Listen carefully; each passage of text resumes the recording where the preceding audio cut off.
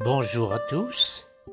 Avec cette rétrospective autour du Gary de Titao, nous pourrons découvrir un peu son évolution au cours des années, ceci depuis 1983 jusqu'à nos jours. En 1983, Titao n'était pas développé comme aujourd'hui. Ici, la route qui va vers Waiguya, ceci en face de l'ex-mission catholique.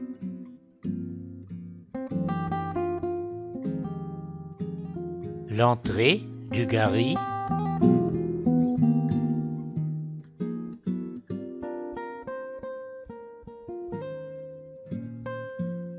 Voici son fondateur, le regretté Jean-Louis Schleck, qui a créé le Gary vers les années 1980.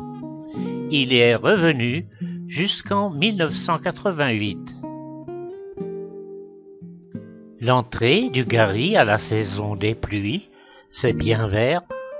Pendant longtemps, la principale activité du Gary a été la réalisation manuelle de grillage et de gabions. Ici, on réalise du fil de fer barbelé, une vue de remplissage de gabions avec des blocs de latérite, gabions qui servent à réaliser des micro-barrages et aussi des barrages plus importants. Nous le reverrons plus loin.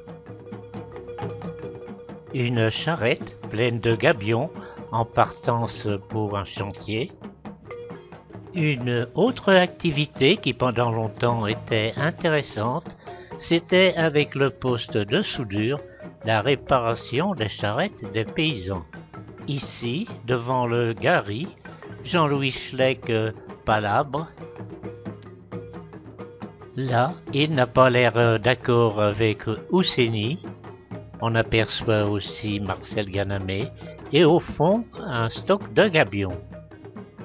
Jean-Louis était hébergé à la mission catholique avec les Pères Blancs, qui était très sympathique. Avec mon ami René Baudy, nous avons aussi été hébergés là-bas.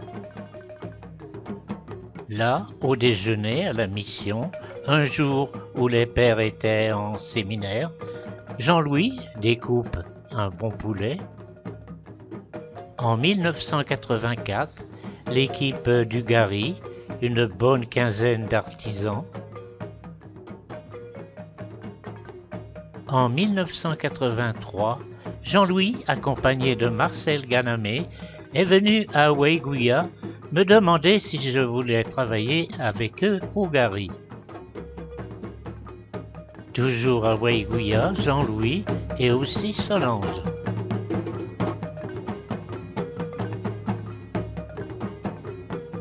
Ma première activité à Titao a été le montage, les tests des paraboles solaires dont les éléments étaient fabriqués à Don Bosco à Nice.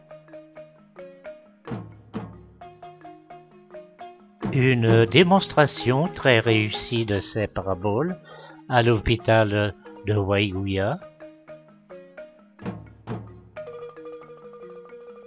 En parallèle avec les activités hydrauliques du Gary, pendant 3 ans, j'ai assuré la promotion de ces paraboles solaires à travers le Burkina et même le Mali. Tout d'abord, ces appareils séduisaient les populations, mais rapidement leur utilisation était abandonnée car cela changeait un peu trop les habitudes locales. Autre invention de Jean-Louis, la réalisation d'un four amélioré. Jean-Louis avait fait réaliser au fond du Gary un forage qui faisait le bonheur des femmes du voisinage. L'eau, très propre de ce forage, était très appréciée.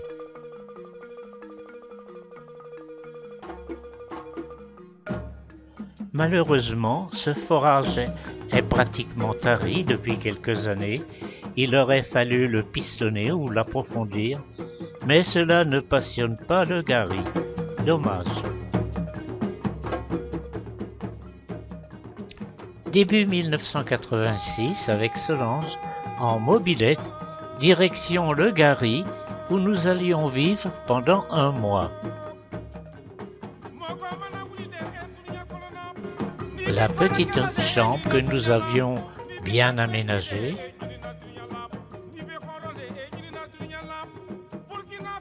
le dîner le soir au frais, Solange est dans le fauteuil à Jean-Louis.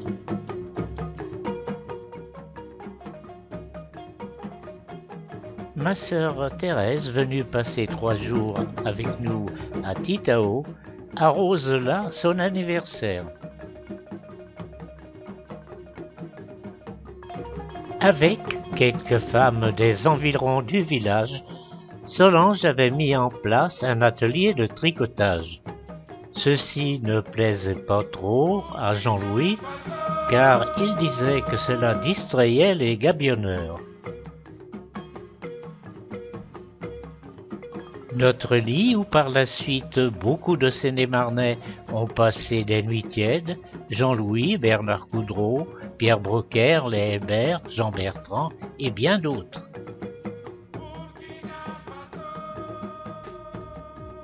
Début février 1986, nous quittions un peu aigri Le Gary.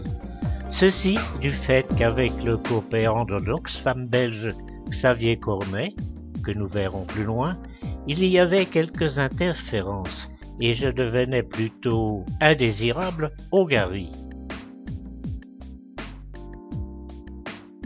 Ici, en 1988, ce sera le dernier séjour de Jean-Louis Schleck à Titao, le café avec Bernard Coudreau et un jeune coopérant, Marc Tauté.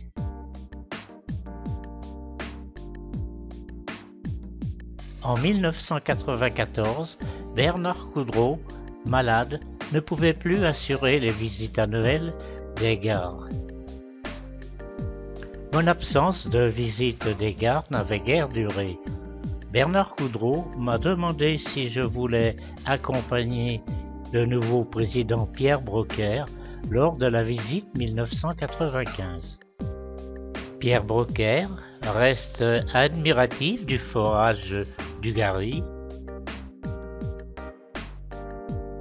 Après Pierre Brocaire, j'accompagnerai tous les ans les visites annuelles avec d'autres délégués des ASMBF.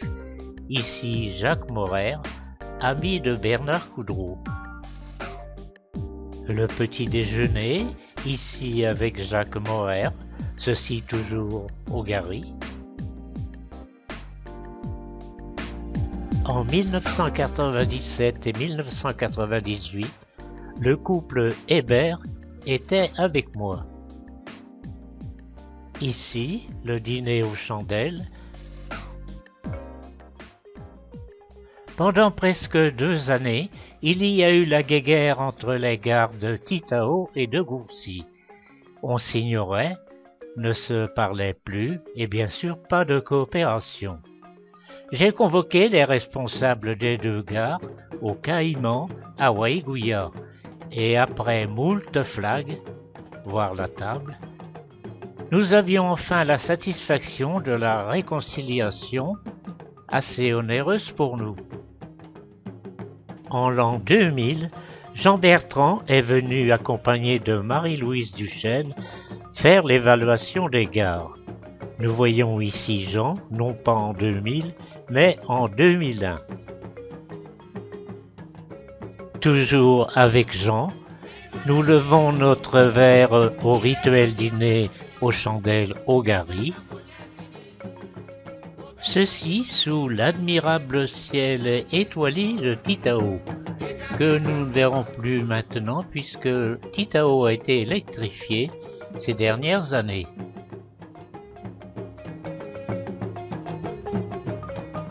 Lorsque le grand lit de la chambre de Titao était occupé, j'allais dormir dans le magasin près des sacs de ciment.